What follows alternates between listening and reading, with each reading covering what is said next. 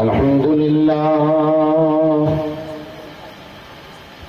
لله نحمده ونستعينه ونستغفره ونؤمن به ونتوكل عليه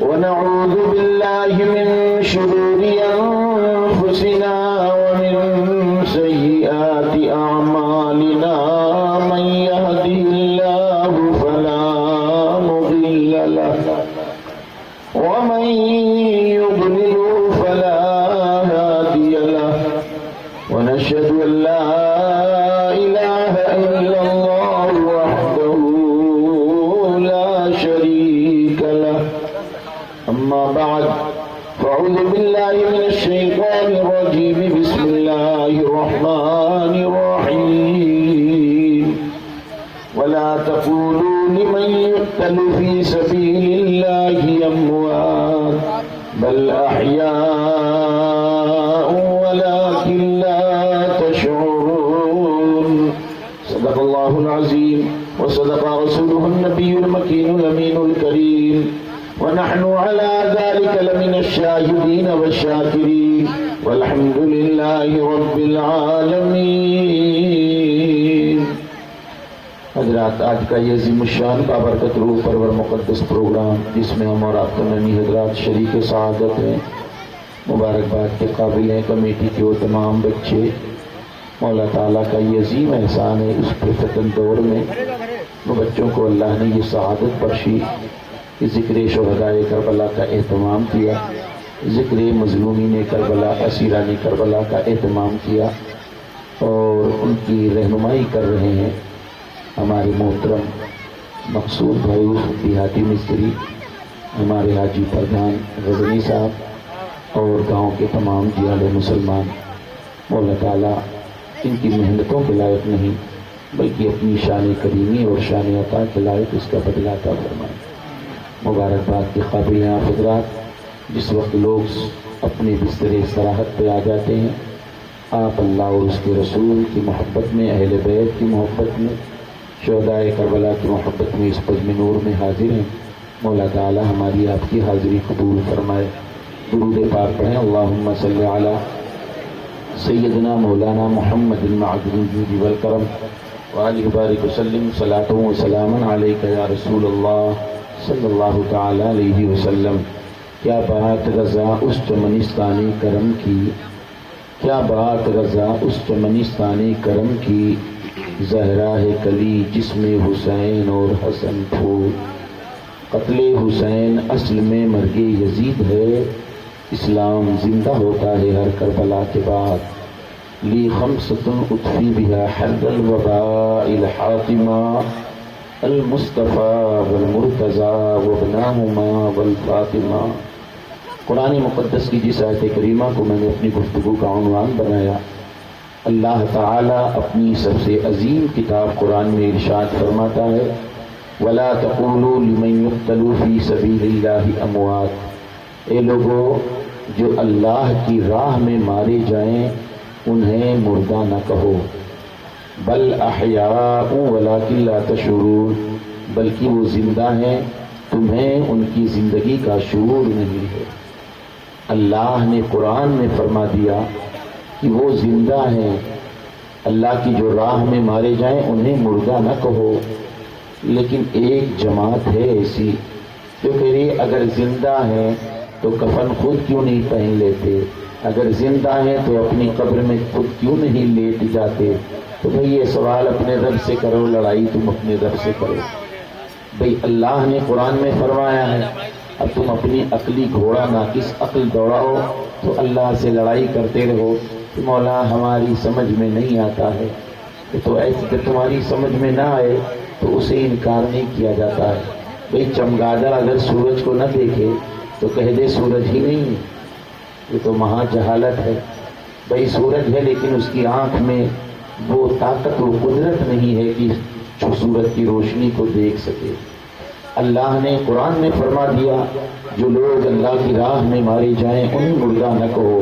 ایک جماعت نے سوچا چلو اللہ نے مردہ کہنے پر پابندی لگائی ہے، ہم مردہ کہیں گے نہیں لیکن مردہ تصور کریں گے، ہم مردہ کہیں گے نہیں، ہم مردہ سوچیں گے ان کو، ہم مردہ جانیں گے ان کو، چلو ہم کہیں گے نہیں۔ اللہ تعالیٰ جانتا تھا کچھ ایسے لوگ پیدا ہوں گے۔ مولا تعالیٰ نے قرآن مقدس کی دوسری آیت کریمہ نازل فرما دی، وَلَا تَحْسَبَنَّ الَّذِينَ قُتِلُوا فِي سَبِيلِ اللَّهِ أَمْوَاتًا، اے لوگو اللہ کی راہ میں جو مارے جائیں انہیں مردہ گمان بھی نہ کرنا۔ پہلے فرمایا مردہ نہ کہنا، بعد میں سوچ پر بھی پابندی اللہ نے لگا دی، وَلَا تَحْسَبَنَّ الَّذِينَ قُتِلُوا فِي سَبِيلِ اللَّهِ أَمْوَاتًا، جو اللہ کی راہ میں مارے جائیں انہیں مردہ گمان بھی نہ کرنا، بل احیاء عند ربهم یرزقون، بلکہ وہ زندہ ہیں اور اپنے رب کی طرف سے رزق دیے جاتے ہیں۔ یہ قرآن مقدس ہے۔ اب قرآن سے کوئی مقابلہ کرے، قرآن سے کوئی لڑائی کرے، اللہ سے کوئی لڑائی کرے کہ تو اس کے عقل کی بات ہے۔ اللہ ہدایت دے۔ الغرض آج جو ذکر پاک کی محفل کا انعقاد کیا گیا ہے خاص شہدائے کربلا، کون ہیں شہید کربلا؟ امام حسین رضی اللہ تعالی عنہ اسلام کی آبیاری کی خاطر، اسلام کی حق اور بقا کی خاطر اپنے تمام خاندان کے ساتھ، اپنی تمام رفقائے کرام کے ساتھ میدان کربلا میں اپنی جان پیش کر دی، لیکن اسلام کی اصول کے خلاف کسی چیز سے سمجھوتا نہیں فرمایا۔ امام حسین رضی اللہ تعالی عنہ یہ لخت جگر ہیں مولائے کائنات کے۔ کون ہے مولائے کائنات؟ وہ حضرت علی، جنہوں نے سیدہ خاتون جنت کے بعد 8 اور بیویوں سے نکاح فرمایا۔ خاتون جنت کو لے کر مولا علی رضی اللہ تعالی عنہ کی 9 بیویاں تھیں۔ 9 بیویوں سے 32 اولادیں تھیں حضرت علی کی۔ 32 اولادوں میں 17 لڑکیاں تھیں، 15 لڑکے تھے، 17 بچیاں تھیں، 15 بچے تھے۔ لیکن سیدہ خاتون جنت کی بطن پاک سے 3 بچے، 3 بچیاں۔ 3 بچے کون ہیں؟ سیدنا امام حسن، سیدنا امام حسین، سیدنا امام محسن۔ یہ 3 بچے خاتون جنت کی بطن پاک سے۔ اور 3 بچیاں کون ہیں؟ سیدہ زینب، سیدہ رقیہ، سیدہ ام کلثوم۔ یہ 3 بچیاں خاتون جنت کے بطن پاک سے۔ 3 بچے، 3 بچیاں۔ آپ نام سن کے سوچتے ہوں گے کہ یہی نام تو رسول اللہ کی بچیوں کے تھے۔ اللہ کے حبیب صلی اللہ علیہ وسلم کی 4 بچیاں، 2 بچے۔ 4 بچیاں کون ہیں؟ سیدہ زینب، سیدہ رقیہ، سیدہ ام کلثوم، سیدہ خاتون جنت فاطمہ الزہرا۔ یہ 4 بچیاں رسول پاک۔ اور پھر حضرت فاطمہ کی 3 بچیاں، تو نام رکھا سیدہ زینب، سیدہ رقیہ، سیدہ ام کلثوم۔ خاتون جنت نے سوچا میرے بابا جان نے اپنی بچیوں کی جو نام رکھے ہیں میں بھی اپنی بچیوں کے وہی نام ہم بھی رکھیں، تو اسی لیے آپ نے بھی نام رکھا سیدہ زینب، رقیہ، ام کلثوم۔ حضرت ام کلثوم اور امام علی مقام رضی اللہ تعالیٰ عنہ کے جو چھوٹے بھائی حضرت امام محسن، امام حسن، امام حسین، امام محسن۔ تو امام محسن رضی اللہ تعالیٰ عنہ اور سیدہ رقیہ یہ 2 بچپن میں انتقال کر گئے تھے۔ امام حسین رضی اللہ تعالیٰ عنہ کے بارے میں سارے صحابہ کو پتا تھا کہ میدان کربلا میں اللہ تبارک و تعالیٰ ان کی آزمائش کرے گا۔ آقا کریم صلی اللہ علیہ وسلم کو معلوم، خاتون جنت کو معلوم، مولا علی رضی اللہ تعالیٰ عنہ کو بھی معلوم۔ کسی بھی بچے کا امتحان ہوتا ہے تو کوئی ماں باپ یہ نہیں چاہتا کہ ہمارے بچے کا امتحان ٹل جائے۔ ہر ماں باپ، ہر گارجین یہی سوچتے مولا میرے بچے کا امتحان ہو اور بچہ امتحان میں کامیاب ہو جائے۔ میدان کربلا یہ امتحان کا سینٹر تھا۔ کربلا یہ امتحان کا سینٹر تھا، ٹاپک تھا اسلام۔ حسین اعظم اپنے تمام رفقائے کرام کے ساتھ، تمام اعزاء اقربا کے ساتھ ان کو امتحان دینا تھا میدان کربلا میں۔ اللہ کے حبیب نے بھی دعا فرمائی۔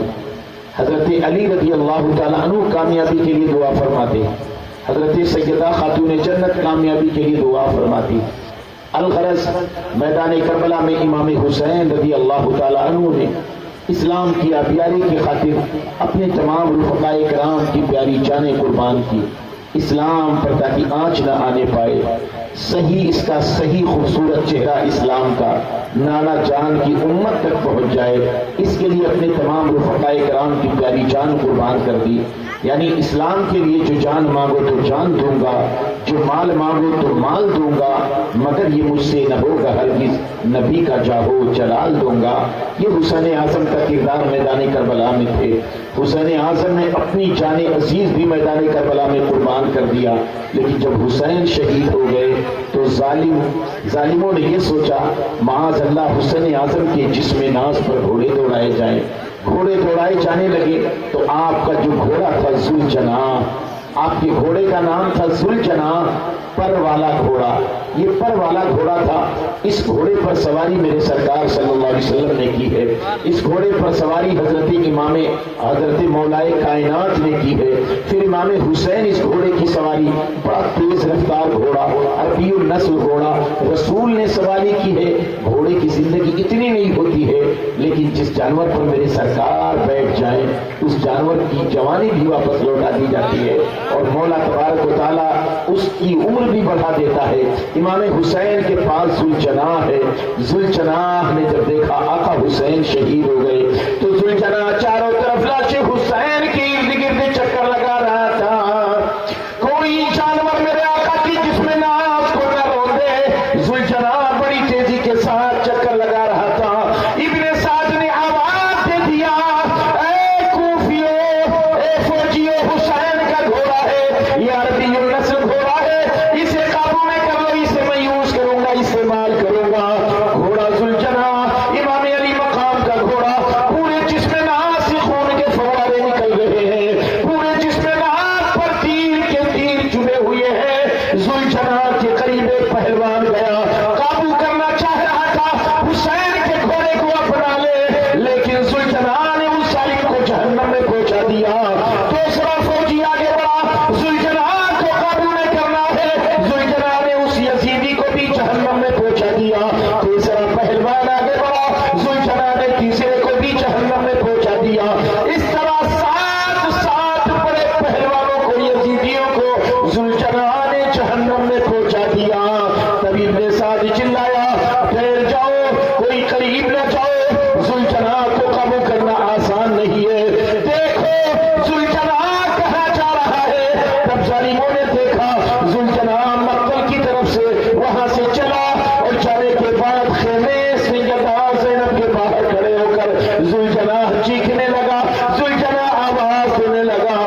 سیدہ زینب فرماتی ہے شاید آقا حسین آ گئے، شاید بھائی حسین آ گئے۔ ذوالجناح آ گیا، ذوالجناح چیخ رہا ہے۔ حضرت سیدہ زینب آپ دیکھتی ہیں تو کیا دیکھتی ہے، کلیجہ منہ کو آنے لگتا ہے۔ سیدہ زینب کہنے لگی، اے سیدہ سکینہ، ذوالجناح کے پورے جسم سے خون کا فوارہ نکل رہا ہے، ذوالجناح کے پورے جسم میں تیر پیوست ہے، ذوالجناح اکیلا ہے، بھائی حسین کا پتہ نہیں ہے، آقا حسین کا پتہ نہیں ہے۔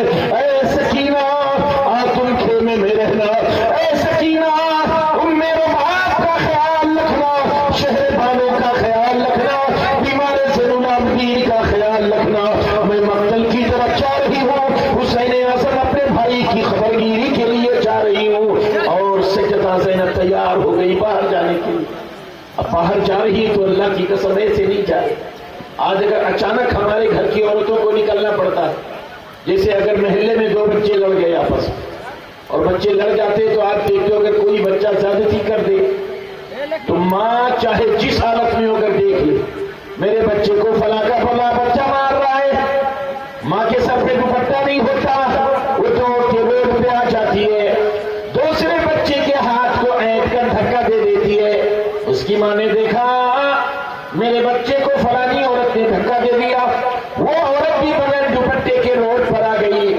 اب دونوں میں جو لڑائی شروع ہوتی ہے تو آپ دیکھتے ہو روڈ پر یوں شروع ہوتا ہے اور گھنٹوں چلتا ہے، اور دونوں کے سر پہ دوپٹے۔ اور بات آتی ہے تو کہیں گے کیا ہم بھی سیدہ خاتون جنت کی کنیز ہے، ہم بھی سیدہ زینب کی کنیز ہے، اس طرح سے باتیں ہوتی ہیں۔ اے لوگوں جب میدان کربلا کی تاریخ سنا کرو، جب میدان کربلا کا واقعہ سنا کرو، جب سیدہ زینب کی تاریخ سنا کرو، جب حضرت عباس علمبردار کی تاریخ سنا کرو تو سیدہ زینب کا پیغام بھی سن لیا کرو، حسین اعظم کا پیغام سن لیا کرو، تاریخ کربلا پر سنا کرو، تم میدان کربلا کے ساتھ ساتھ پیغام کربلا بھی سنا کرو۔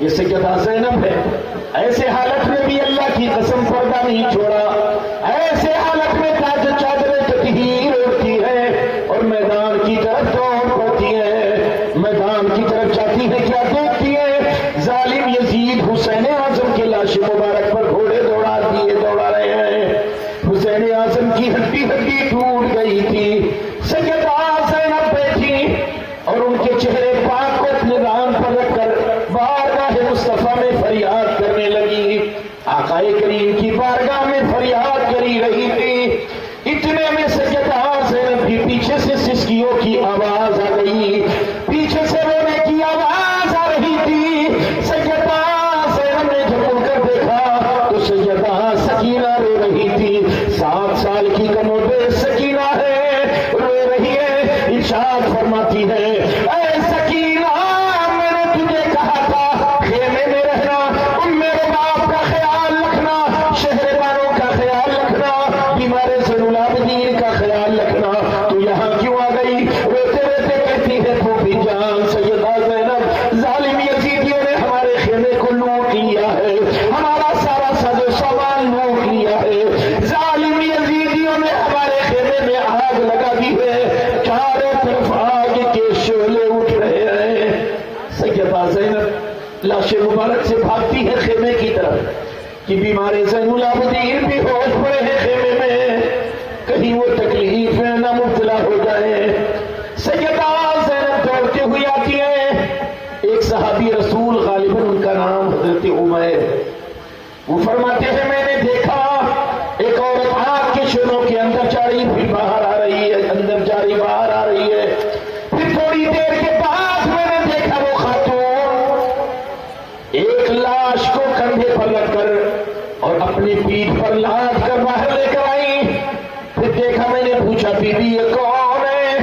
کہنے لگی یہی تو امانت ہے، رسول اللہ کی امانت انہی کے ہاتھ میں ہے، صدیق اعظم کی صداقت انہی کے پاس ہے، حضرت فاروق اعظم کی عدالت ان کے پاس ہے، عثمان غنی کی سخاوت ان کے پاس ہے، علی پاک کی شجاعت ان کے پاس ہے۔ آنے والی تمام قیامت تک جتنی نسلیں سیدوں کی چلیں گی انہی سے چلیں گی، یہ ہے بیمار زین العابدین۔ سیدہ زینب نے بیمار زین العابدین کو آگ کی شعلوں سے نکال کر باہر لایا، چاروں طرف سے ان ظالموں نے لاشوں کے انبار لگا دیے، لاشیں بکھری ہوئی پڑی تھی، اندھیرا ہونے والا۔ اللہ الصمد ایسے موسم،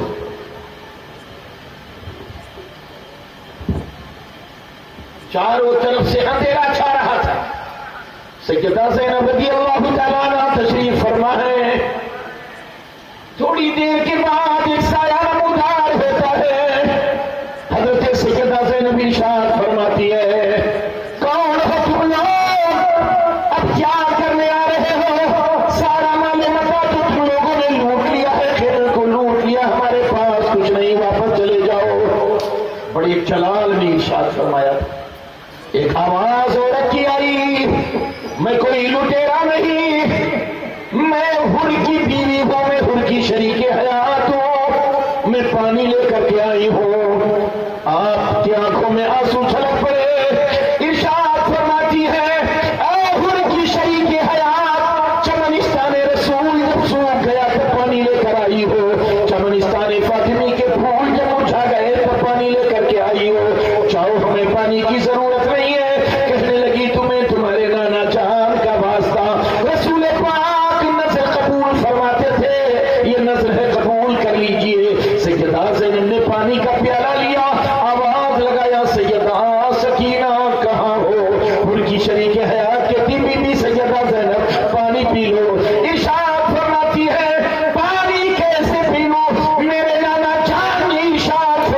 ہے جب کھانے پینے کی چیز تمہیں مل جایا کرے تو سب سے پہلے چھوٹے کو کھلایا پلایا کرو. چھوٹے کو ڈھونڈ رہی, سیدہ سکینہ کو ڈھونڈ رہی. میرے آقا نے فرمایا ہے کھانے پینے کی چیز جب میسر آ جائے تو پہلے چھوٹے کو کھلایا کرو. سیدہ سکینہ کو ڈھونڈ رہی ہے. ایک ظالم رات کی تاریکی میں ہلکے اندھیرے میں شام کے وقت سیدہ سکینہ کی کان کی بالی کو کھینچا, کان میں خون کے فوارے نکل پڑے. سیدہ سکینہ رونے لگی اور کہنے لگی اے ظالموں ہمیں نہیں پہچانتے ہو, میں حضرت سیدہ میرے باپ کے دل کی دھڑکن ہو, میں شہربانوں کی آنکھوں کی ٹھنڈک ہو, میں کربلا کے مسافر کی یتیم بچی ہوں, میں حسین اعظم رضی اللہ تعالیٰ عنہ کی شہزادی ہوں, میں یتیم ہوں, ظالم مجھ پر ترس کھا. مورخین فرماتے ہیں اتنے تماچے اس ظالم نے سیدہ سکینہ کو مارا کہ سیدہ سکینہ بھی ہوش اسی لاشوں کے بیچ میں پڑی تھی. سیدہ زینب تلاش کرنے لگی سکینہ کہاں ہو, تم پانی پی لو. حضرت سیدہ سکینہ دیکھا لاشوں کے بیچ پڑی تھی بھی ہوش. آپ نے پانی کا چھڑکاؤ کیا, سکینہ کی آنکھ کھل گئی. کہنے لگی سکینہ تجھے کیا ہو گیا, واقعہ بیان کیا. سیدہ زینب نے کہا بیٹی سکینہ لو پانی پی لو, ان کی شریک حیات پانی لائی ہے. سیدہ سکینہ فرماتی پھوپھی جان, سیدہ زینب کیا آپ نے پانی پی لیا ہے؟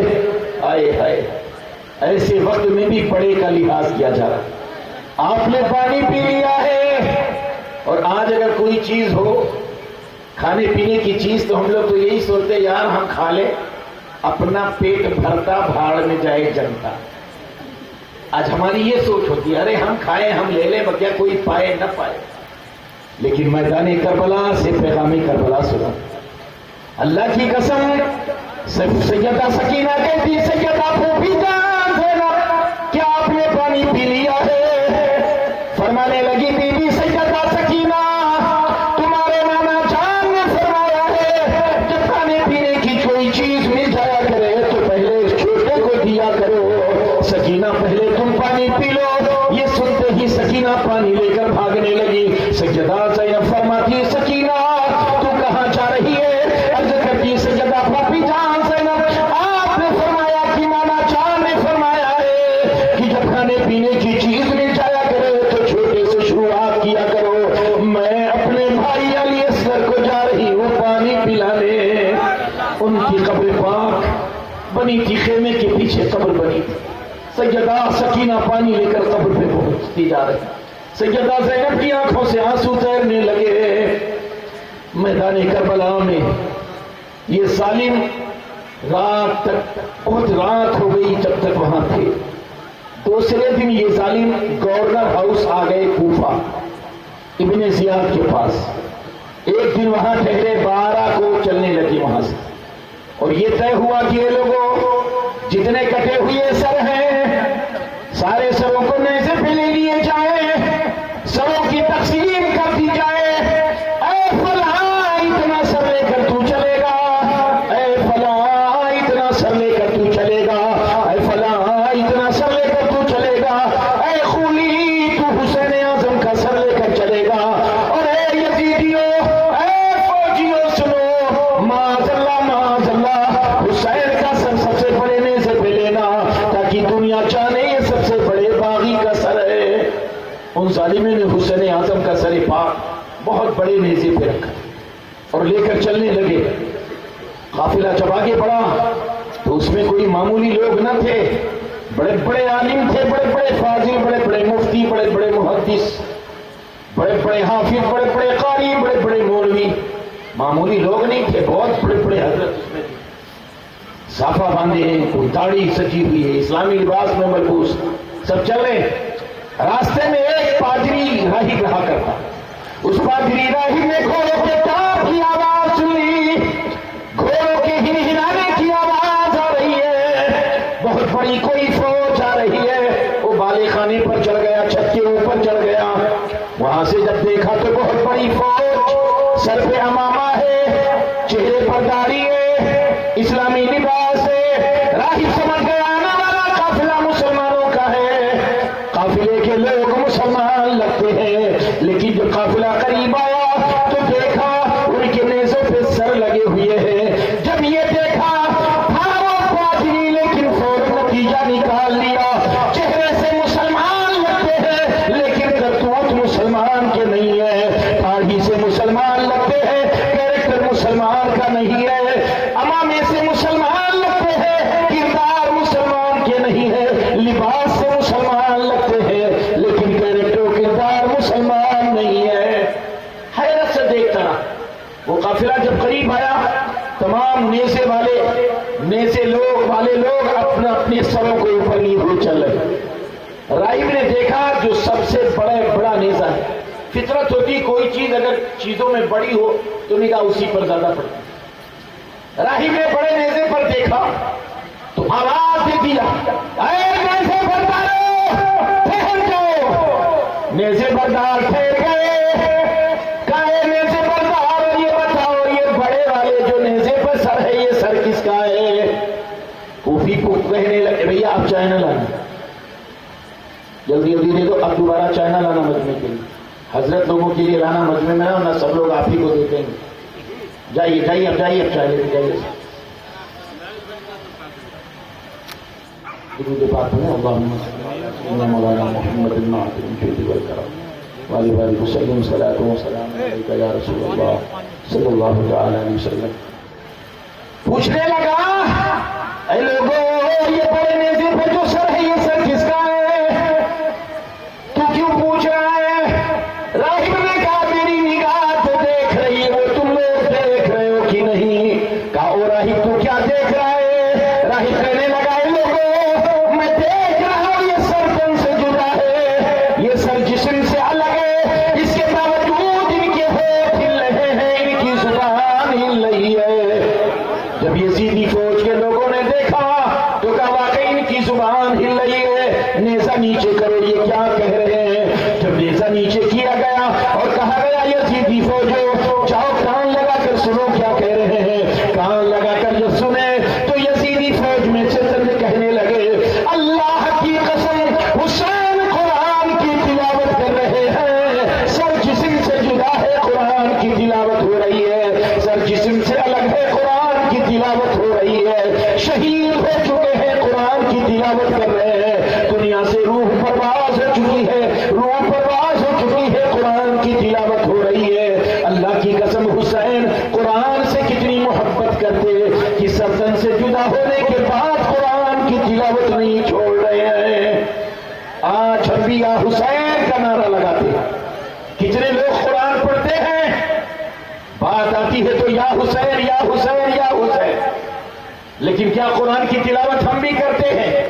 آج کسی بھی مسجد میں چلے جاؤ درجن کی صورت میں آپ کو قرآن کی پیٹیاں ملیں گی، لیکن فجر کی نماز مسلمان پڑھ لیتے ہیں کچھ لوگ، ظہر اثر مغرب عشاء بھی پڑھ لیتے ہیں، شاید کسی مسلمان کو اللہ نے یہ توفیق دی ہے کہ قرآن کی تلاوت کرتے ہو، ورنہ قرآن کی تلاوت ہی اٹھ گئی۔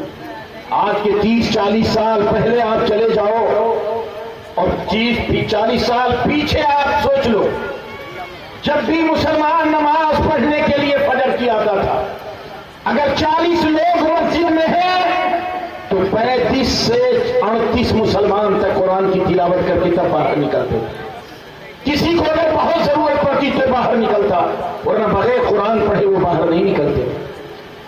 محلے میں جس گلی میں گزر جاؤ ہر گھر سے میری ماں بہنوں کی قرآن کی تلاوت کی آواز آتی تھی، لیکن آج نہ مسجدوں میں قرآن کی تلاوت نہ گھروں میں قرآن کی تلاوت، بس ہاں لنگر ہمیں دے دو حسین کا کھانے کے لیے تو لوٹ لوٹ کھائیں گے، شربت پینے کو دے دو پیئیں گے، خوب لنگر کھاؤ خوب کھلاؤ، شربت پیو خوب پلاؤ، لیکن اللہ کی قسم حسین شہید ہونے کے باوجود قرآن کی تلاوت نہیں چھوڑ رہے ہیں۔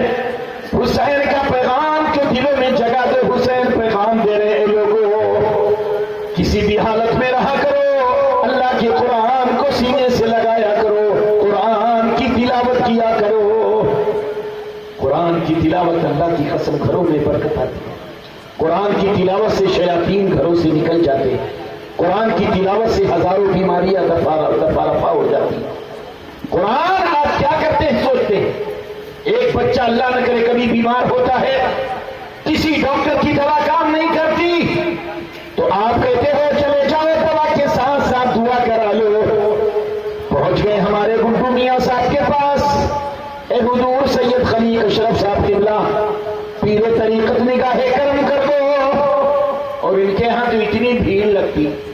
میرا بھائی چھوٹا کل گیا تھا، میرے پاس فون کیا، بھیا حضرت کے پاس آیا ہوں، اتنی بھیڑ ہے کہ اندر جانے کی جگہ ہی نہیں۔ تو حضرت کا موبائل اس وقت بند ہو جاتا ہے، کریں تو کیا کریں۔ میں نے ایک اور مولانا کو فون کیا، میں نے کہا میرا بھائی چھوٹا گیا حضرت کے پاس، بہت دیر سے وہاں باہر کھڑا ہو، ذرا ملاقات حضرت سے کرا۔ آپ کہتے ہو حضرت کے پاس چلو، دوا کے ساتھ ساتھ دعا کرا لو۔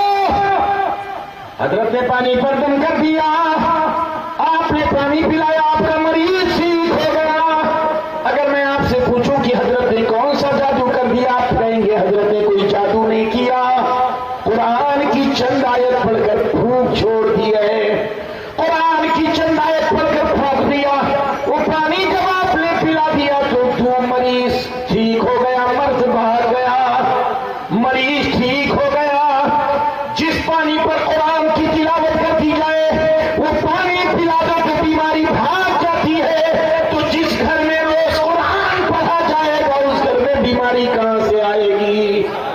اللہ کی قسم، جب گھروں میں قرآن کی تلاوت ہوتی تھی لوگ بیماری نہیں جانتے تھے۔ آج کے 30-40 سال پہلے کون بیماری آئی؟ کوئی بیماری نہیں جانتا تھا، اور نہ کوئی بیمار ہو، اگر کوئی بیمار ہو جائے تو زیادہ سے زیادہ آنند کر لیا، نہ ہاسپٹل نہ ہاسپٹل، کوئی نہیں جانتا، آنند کر لیا ہو، اگر زیادہ جسم میں درد ہے تو نیول چین لیا، بس اس کے آگے کوئی دوائی نہیں، وہ کھا لیا ٹھیک ہو گیا، کوئی بیماری نہیں۔ کیوں؟ روز قرآن کی تلاوت ہوتی۔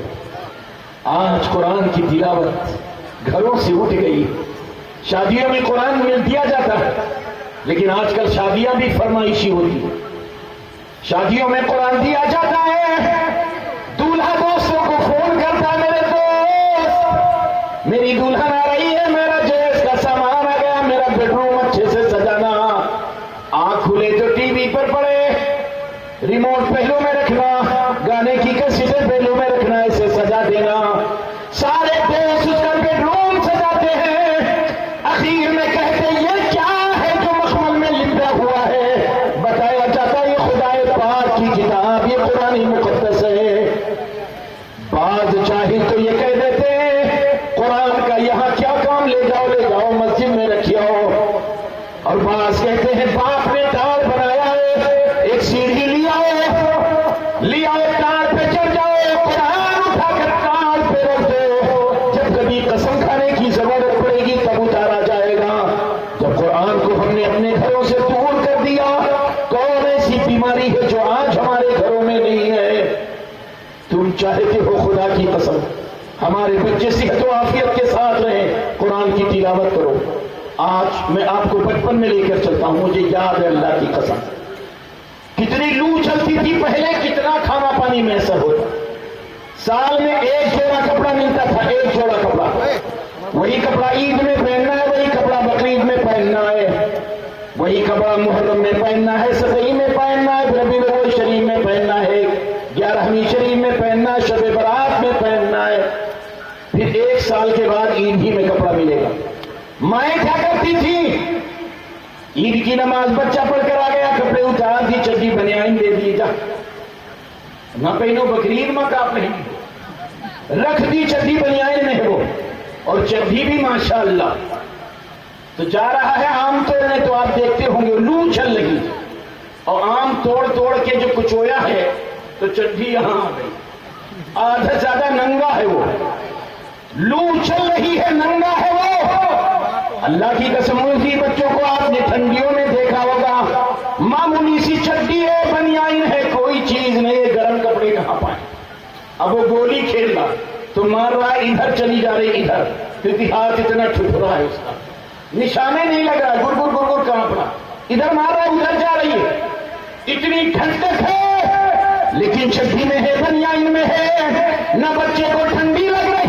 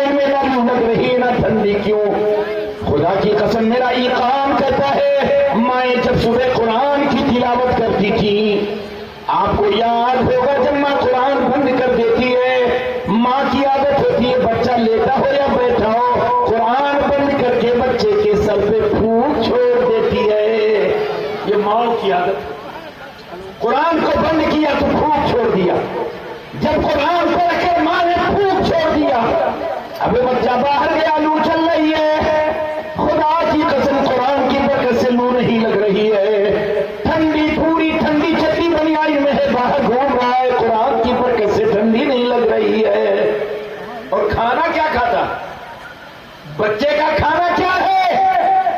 چھوٹے چھوٹے بچے پیچھے جاؤ، وہ گئے ہیں آم توڑنے، دیکھا پکا آم لگا ہے، پتھر اٹھایا، نشانہ لگایا۔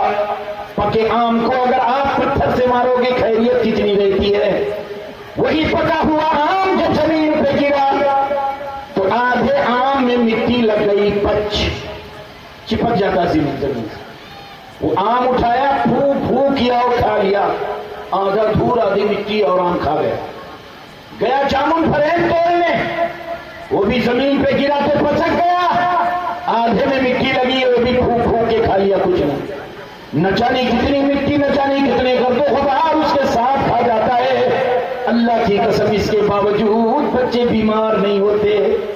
میرا یقین کہتا ہے ماں نے صبح قرآن کی تلاوت کے بعد جو بچے کے سر پہ قرآن پڑھ کر پھونک چھوڑ دیا، اس کی برکت سے بچہ ہر بیماری، ہر پریشانی سے محفوظ ہے۔ آج گھروں میں قرآن کی تلاوت اٹھ گئی، حسین سے محبت کے دعوے دار، یہ حسین اعظم کی ذات پاک ہے۔ ایک بات اور عرض کر دوں، اور غالباً میں نے یہ عرض کیا، پھر بھی سن لو۔ اللہ کی قسم چند سال پہلے بہت سے گاؤں میں یہ رواج تھا، بہت سے گاؤں میں یہ طریقہ کار تھا۔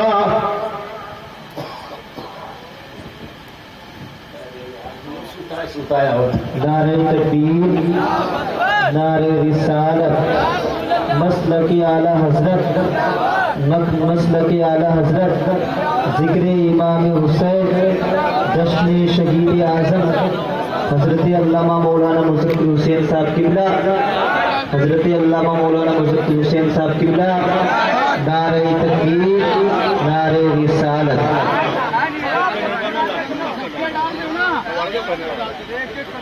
اب آپ کے بچے ادھر موجود ڈال دو۔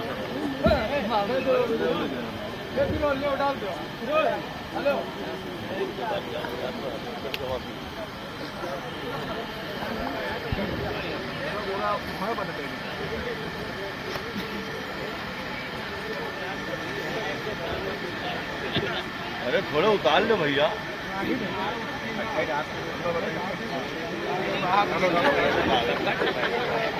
مزار شریف بنا دو۔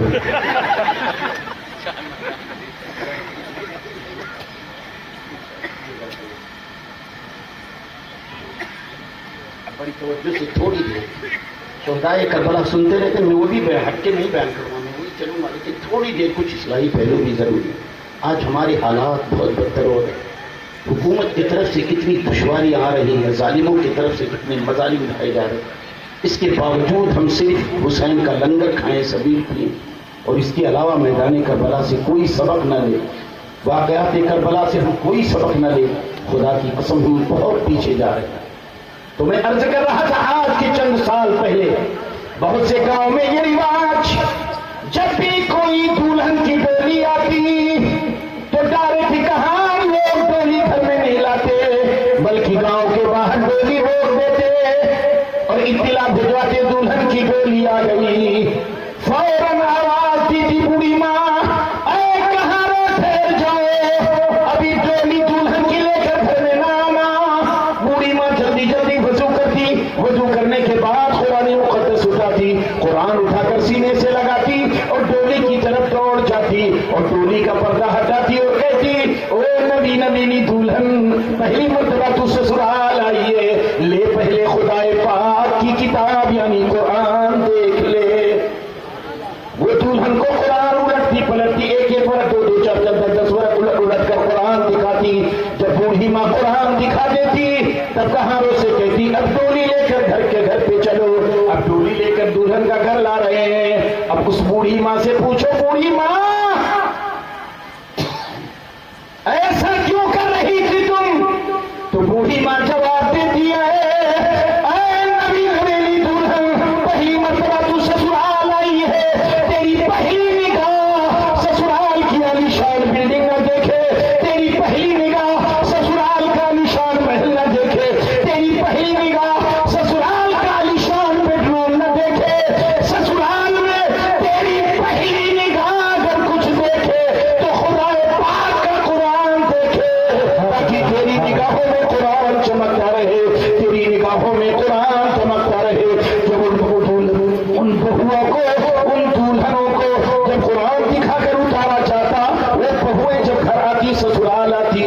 قرآن مقدس کی تلاوت کرتی تھی. آج کیا ہوتا ہے؟ آج دلہن کی گاڑی ہے بڑی سجی ہوئی، دھیرے دھیرے گاڑی چل رہی ہے، سامنے کون لوگ ہیں؟ نچنیاں لوگ ٹک ٹک ٹک ٹک ٹک ٹک ٹک ناچ. دلہن بیٹھی گاڑی میں دیکھ اوئے ہائے. آج کے 20-30 سال پہلے کوئی کمر ہلا دے تو کہتے تھے نچنیاں پدنیاں اس کے یہاں شادی کون کرے. اور آج کہتے ہو کلا ہے یہ معاذ اللہ. ناچ ناچ کے دلہن بھی بیٹھی دیکھتی ہے. اچھا یہ ہمارے سسرال والے، ان کو ڈانس بہت پسند ہے، یہ سسرال والے ہیں ان کو ناچ بہت پسند ہے. وہ جب آتی ہے تو جو تمہاری پسندیدہ چیز ہے پھر وہ نچانا شروع کرتی. اب وہ جب نچانا شروع کرتی تو بھاگتے ہو آپ سید صاحب کو پریشان کرتے. حضور بھٹو میاں صاحب قبلہ، حضور پیر طریقت کوئی تعویذ دے دو، میری بہو میرے ہاتھ سے نکل رہی. بنیاد ہم نے برباد کر دی. آج اللہ اس کے رسول کی نافرمانی کر کے سارے حالات کو ہم نے برباد کر لیے ہیں. اب آپ چاہتے ہو گڈو میاں ہماری تقدیر بدل دیں، پھر بھی یہ تو اللہ والے ہیں، بہت کچھ ہو جاتا ہے ان سے، انہی کی بارگاہوں سے بہت کچھ ہوتا ہے.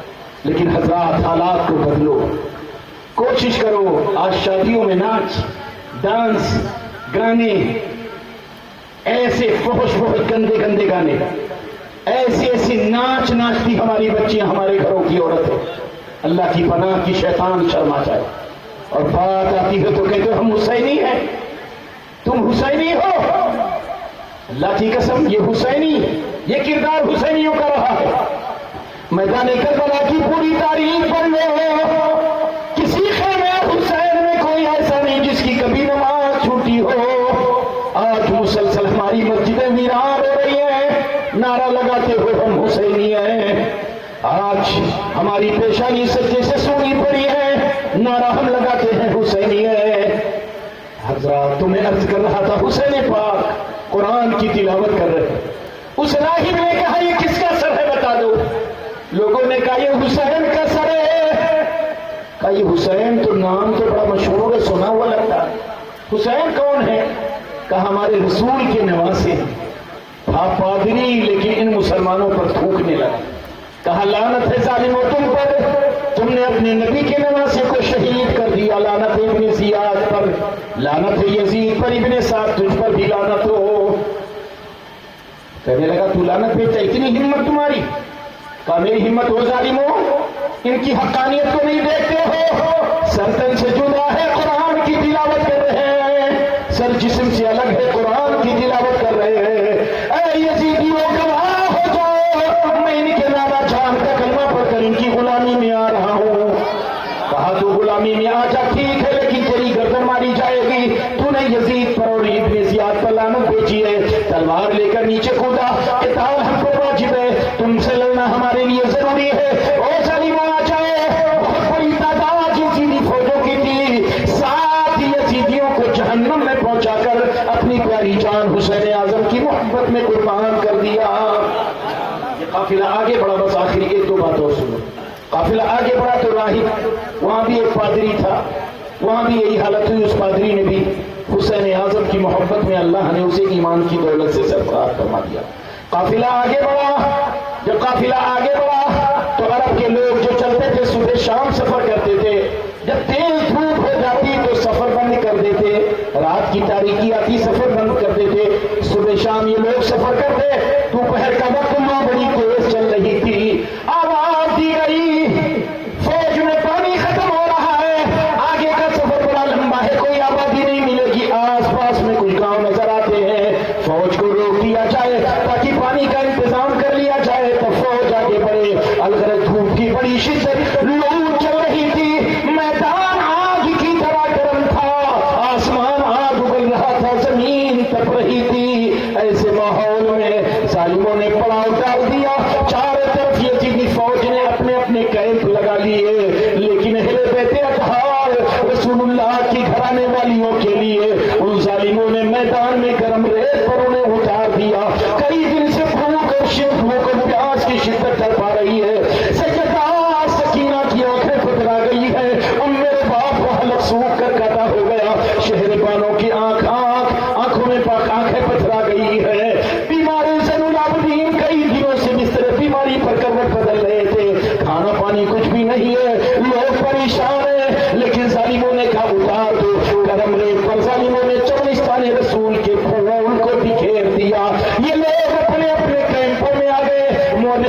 پیتے ہیں. ان لوگوں نے اپنے اپنے کیمپوں میں شراب بھی پی اور پانی بھی پی رہے تھے, شراب پی رہے تھے. اہل بیت اطہار کو اشارہ کر کے آنکھیں وہ ظالم چمکا رہے تھے.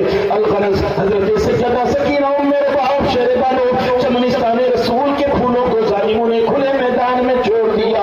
بڑی تیز لو چل رہی تھی, ہوا بڑی گرم تھی, آسمان آگ ابل رہا تھا, زمین تپ رہی تھی. ایسی ہی گرم ریت پر ظالموں نے ان کو اتار دیا. اللہ الصمد. جانور جب بیٹھ گئے تو یہ لوگ جانور کے پیچھے ہواؤں کے تھپیڑوں سے بچنے کی کوشش کر رہے تھے. مئی جون میں جب لو چلتی تو ہم لوگ بھی ہوا تیز نہ گلے ٹھاٹا باندھ لیتے, آنکھ پہ چشمہ لگا لیتے, گرم ہوا نہ لگے. یہ اہل بیت اطہار کے لوگ جانور کے پیچھے چھٹنے لگے, ہواؤں کی موج سے اپنے آپ کو بچائیں, ہوا کے تھپیڑوں سے اپنے آپ کو بچا لے. الغرض عجیب حالت میں تھے یہ لوگ, نبھال ہو رہے تھے, پریشان تھے, نیم جہاں یہ لوگ پڑے ہوئے تھے. سیدہ سکینہ سے نہیں رہا گیا, دھوپ کی شدت برداشت نہ کر سکی. تھوڑی دیر پر تھوڑی دور پر کچھ پیڑ لگے تھے. سیدہ سکینہ دھیرے سے اٹھی اور ادھر چلی گئی. ادھر قافلہ شام تک ٹھہرا رہا. فوجی پانی کی تلاش میں گئے ہیں, پانی لے کر چبانے لگے. اور جب انہوں نے پڑاؤ ڈالا تھا تو ابن سعد نے کہا تھا زمین ریتیلی ہے, اور نیزے بردارو, جن جن کے پاس نیزے پہ سر لگے ہیں وہ نیزے زمین پر گاڑ دو, سروں کو اوپر کھینچ لو. سارے نیزے زمین پہ گاڑ دیے گئے, سروں کو اوپر کھینچ لیا گیا. سارے نیزے زمین پر کھڑے ہیں. یہ لوگ کیمپوں میں کھانا کھا رہے ہیں, پانی پی رہے ہیں, اور پانی راستے کے لیے انتظام کر لیے گئے ہیں. اور آرڈر کر دیا گیا, ہلکی شام ہو گئی, آرڈر ہو گیا ہے قافلے والوں کوچ کی تیاری کرو. قافلے والے کوچ کی تیاری کرنے لگے. سارے لوگ سواریوں پر سوار ہو گئے. کہا گیا یہ جو قافلہ لوٹا ہوا ہے, یہ جو قیدی ہیں, ان کو بھی کہہ دو سواریوں پر سوار ہو جائیں. سارے قیدیوں کو سواریوں پر سوار کر دیے گئے. سارے لوگ سوار ہو گئے. سارے نیزے زمین سے نکال لیے گئے, لیکن ایک نیزہ جس پر حسین اعظم کا سر پاک ہے, وہ نیزہ جب نکالتا ہے خونی تو نکلنا تو درکنار, وہ نیزہ زمین سے ہل بھی نہیں رہا ہے. خونی نے بغل والے فوجی سے مدد کی, یہ نیزہ زمین میں ایسا کڑا ہے, ہل نہیں رہا ہے. سارے نیزے نکل گئے, یہ نہیں نکل رہا ہے. الغرض فوجی نے بھی مدد کی, لیکن نیزہ زمین سے نہیں نکلا. ابن سعد چلائے, او خونی کیا کر رہا ہے؟ فوج چلنے کو تیار ہے, کوچ کو تیار ہے, تیری وجہ سے دیری ہو رہی ہے. کہا جس نیزے پر حسین کا سر ہے وہ نیزہ زمین سے نہیں نکل رہا ہے. کہا تیری ہمت جواب دے گئی, تو یہ تو ریتیلی زمین ہے, یہاں کوئی چیز سختی سے نہیں کر سکتی ہے. ایک نیزہ نہیں نکال پاتا ہے, کچھ فوجیوں کو بھیجا جاؤ مدد کرو. فوجیوں نے پوری طاقت لگا دی, نیزہ زمین سے نہ نکلا. تب فوج کی ایک بڑی ٹکڑی بھیجنا چاہا. تب شمر ظالم بولنے لگا, اے ابن سعد, یہ زمین ایسی نہیں ہے کوئی چیز سختی سے کر جائے. ضرور مسئلہ کچھ اور ہے, معاملہ کچھ اور ہے. سارے نیزے زمین سے نکل گئے, لیکن وہ نیزہ جس پر حسین کا سر ہے زمین سے نہ نکلنا, معاملہ کچھ اور ہے. معاملہ کچھ اور ہے, مسئلہ کچھ اور ہے. یہ مسئلہ سلجھاؤ. الغرض اس میں علماء کرام ہیں, مفتیان کرام ہیں, بڑی بڑی پگڑی والے لوگ ہیں, بڑے بڑے دانشور لوگ ہیں, بڑے بڑے اہل علم لوگ ہیں, بڑے بڑے عالم لوگ ہیں, بڑے بڑے حافظ لوگ ہیں, بڑے بڑے قاری لوگ ہیں, لیکن مسئلے کا حل کسی کے پاس نہیں ہے. تب ایک ظالم بولتا ہے یہ مسئلہ اگر کوئی حل کرے گا تو بیمار زین العابدین حل فرمائیں گے. چلو ان کے پاس چلو. تو کچھ ظالم مل کر بیمار زین العابدین کے پاس آئے اور کہنے لگے بیمار ایک مسئلہ بتا دو. بیمار نے فرمایا ظالموں, چمنستان رسول کے پھولوں کو ویران کر دیا, مسئلہ نہیں پوچھا. چمنستان فاطمی کو تم نے مرجھا دیا, مسئلہ نہیں پوچھا. چمنستان رسول کو پامال کر دیا, مسئلہ نہیں پوچھا. اور محمد کو خاک و خون میں ملا دیا, مسئلہ نہیں پوچھا. 6 مہینے کے لیے سر پر تیر چلا دیا, مسئلہ نہیں پوچھا. حضرت قاسم کی جوانی کو خاک و خون میں ملا دیا, مسئلہ نہیں پوچھا. عباس علمبردار کے دونوں بازوؤں کو کاٹ کر شہید کر دیا.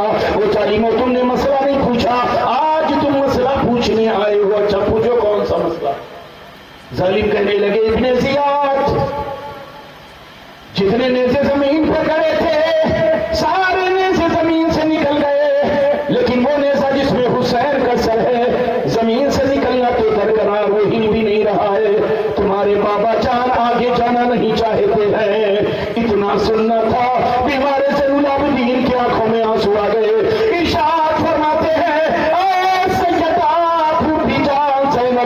हमारे में से कोई छूट रहा है, चमनिस्तान रसूल का कोई फूल छूट रहा है, इसीलिए हमारे बाबा जान आके जाना नहीं चाहते हैं। जरा देखो कौन है कौन नहीं है। आवाज दी गई फला हाजिर हो, आवाज दी गई फला हाजिर हो, आवाज दी गई मेरे बाप हाजिर हो, आवाज दी गई शहर बनो हाजिर हो, आवाज दी गई फीसा हाजिर हो, आवाज दी गई बीमार हाजिर हो, आवाज दी गई सैयदा सकीना। कोई जवाब नहीं मिला, सकीना जवाब नहीं मिला। सैयदा सकीना जब 3 मरतबा जवाब नहीं मिला, सैयदा ज़ैनब रोते हुए सवारी से नीचे उतर गई और उसी झाड़ की तरफ भागी। अईना सकीना, अईना सकीना, सकीना तुम कहाँ हो, सकीना तुम कहाँ हो, अभी हमने तुम्हारे बाबा जान को खोया है, कहीं हम तुम्हें न खो दें। भागते जा रही, हल्का अंधेरा छा गया, देखा एक पेड़ की जड़ पर एक खातून बैठी है नकाब पोश। सकीना अपना सर उनके जानों पे रख कर लेटी है और वो सर को सहला रही है, पूछ रही है सैयदा सकीना, करबला में जालिमों ने तुम्हारे बाप तुम्हारे खानदान को जालिमों ने किस तरह शहीद किया। 7 साल की उम्र उन्होंने पाक कमो बेश सैयदा सकीना की है, रोते रोते बयान कर रही है। सैयदा फूफी जान ज़ैनब के जो खून और मोहम्मद जालिमों ने मामूली कत्ल तलवार से उन्हें कत्ल कर दिया। 6 महीने के मेरे भाई अली असगर जालिमों ने ऐसा तीर मारा, तीर हलक में घुसकर आर पार हो गया। हजरत कासिम को जबकि जवानी जालिमों ने लूट ली, हजरत अली अकबर को जालिमों ने कत्ल कर दिया, उनकी लाशें मुबारक पर घोड़े दौड़ाए। अब्बास अलंबरदार के दोनों बाजू काट कर उसके बाद सर को तन से जुदा कर दिया। जालिमों ने इस तरह से किया है। वाक़यात करबला बयान कर रही है, वहां खातून रो रही है। सैयदा ज़ैनब पहुंच गई, सलाम किया, शुक्रिया अदा किया। मैं खातून, आज भी हमने इसके बाबा को खोया है, अगर तुमने ये एहसान न किया होता, आप अगर इसका ख्याल न रखी होती तो इस बच्ची को भी मैं खो देती। ए मैं खातून मुहसिना, आखिर तुम्हारा नाम क्या है? उन्होंने फरमाया, ए सैयदा ज़ैनब, मैं तेरी माँ सैयदा खातून जन्नत फातिमा ज़हरा हूँ। अल्लाह सैयदा ज़ैनब ने चाहा अपना सर पाक अम्मी जान के कदम नाक पर रख कर वाक़यात करबला बयान करके कुछ गम को हल्का कर ले। सर को कदम नाक में झुकाया सैयदा ज़ैनब, निगाहों से ओझल हो चुकी सैयदा खातून जन्नत मुद्दीन फरमाते हैं, करबला से लेकर दिमश्क, दिमश्क से लेकर मदीना, सैयदा खातून जन्नत की रूह मुतमासिल होकर साथ साथ चल रही थी। अल्लाह समद। फिर ये काफिला आगे बढ़ा। हजरात, वाक़यात करबला, तारीख़ करबला, लेकिन खुदा की कसम इन वाक़यात करबला से, तारीख़ करबला से पैगाम करबला भी सुना कर। इमाम हुसैन से मोहब्बत करने वाले, आज तुम कितना खुराफात करते हो। यही काफिला जब दिमश्क पहुंचा था, तो दिमश्क जब पहुंचा काफिला, तो यजीद ने कहा ठहरो, बाहर काफिला रोक दिया। 3 दिन तक शहर दिमश्क सजाया, सैकड़ों फौजियों को भेजा, जाओ न लाओ। तो ढोल और बाजे के साथ ये फौजी आ गए, ढोल और बाजे के साथ इस्तकबाल करते हुए लेकर चलेंगे। किसी हुसैनी ने ढोल नहीं बजाया, ये यजीदियों के तरफ से ढोल आए। चलो, ढोल बजाते हुए खुशियां मनाते हुए लेकर आओ। सारे शहर को सजाकर दुल्हन बना दिया गया है।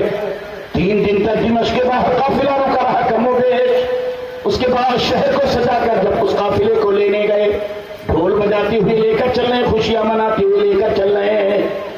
आप थोड़ी देर के लिए सोचो, अगर किसी घर का कोई नौजवान इस्लाम की आबियारी के लिए जान दे दे और पड़ोसी उनका ढोल बजाने लगे, आप बताओ अच्छा लगेगा कि नहीं? बोलो भैया, अच्छा लगेगा? अगर बगल में आपके कोई इस्लाम के लिए जान दे दे, पड़ोसी ढोल बजाने लगे, आपको कैसा लगेगा? आपके बेटे का इंतकाल हो जाए, पड़ोसी वाला ढोल बजा दे, आप अपनी जान कुर्बान कर दोगे, फिर तुम कैसे गवारा करते हो? जिस दिन आका हुसैन शहीद हुए तुम ढोल बजाओ, जिस दिन अली अकबर ने इस्लाम की आबियारी की खातिर अपनी प्यारी जान कुर्बान कर दी तुम ढोल बजाओ, जिस दिन हजरत अली असगर के हुक्म को छेड़ा गया तुम ढोल बजाओ, जिस दिन अली अकबर की जवानी को पामाल की गई तुम ढोल बजाओ, जिस दिन हुसैन आजम को जालिमों ने बेदर्दी के साथ शहीद कर दिया तो तुम ढोल बजाओ। ये कौन सा तरीका? آج تک ہماری سمجھ میں نہیں آئی کیا ڈھولیے یزید ہے اسی کو پیٹ رہا ہے؟ کون سی ڈھول کی کیا غلطی؟ یہ طریقہ خدا کی قسم نہیں کرتا. آپ آنکھوں میں آنسو لے کر قرآن کی تلاوت کرو، آنکھوں میں آنسو لے کر یا حسین کے نعرے لگاؤ، ذکر شہدائے کربلا بلند کرو، واقعات کربلا پڑھا کرو، سنا کرو، لنگر کھلاؤ، شبیل پلاؤ، یہ سب حسین کی محبت کے لیے. لیکن آج تک ہماری سمجھ میں نہیں آیا ڈھول بجانا. یہ کسی حسینی کی طرف سے ہو بتا دو. بھئی ہم لوگ بھی تو کتاب پڑھتے ہیں، کیا ڈھولیے والے زیادہ کتاب پڑھے؟ ہم لوگ نہیں پڑھے. وہ کسی کی مانتے نہ مولا اس معاملے میں کسی نے بس کہتے کیا اس سے آواز حسن حسن حسن حسن کیا. ارے یار تم نماز پڑھو، تمہارے دل سے خدا کی قسم حسن حسین کی آواز تمہارے دل سے آئے. تم حسین اعظم کی محبت میں اچھے کام کرو، تمہارے دل سے آواز آئے گی حسن و حسین. شہدائے کربلا تمہارا دل کہے، تمہارا دل نہیں حسن حسن کہنا اور ڈھولیا حسن حسن کر رہے. کون سا طریقہ تھا؟ اللہ تعالی ہماری اصلاح فرمائے. الغرض گفتگو کروں تو رات گزر جائے، لیکن واقعات کربلا، شہدائے کربلا، اسیران کربلا، مظلومین کربلا کے واقعات نہیں ختم ہوں گے. ہمارے بہت سے خطبہ تشریف فرمائے. میں کل رات 2 تقریر کیا، پھر آج دن میں بھی 1 گھنٹہ تقریر کیا. 24 گھنٹے میں یہ 4تھی تقریر ہے. بہت تھکا ہوں. ہم آپ گھر کے ہمارے مہمان شعرا تشریف فرما، مقررین نظام خطبہ اعظام پیر طریقت رہبر راہ شریعت تشریف فرمائے. استغفر اللہ ربی من کل ذنب واتوب الیہ. السلام علیکم ورحمۃ اللہ. جو بچہ مجھے گاڑی لے کر گیا تھا لینے، گاڑی تیار کر دے، میں آ رہا ہوں.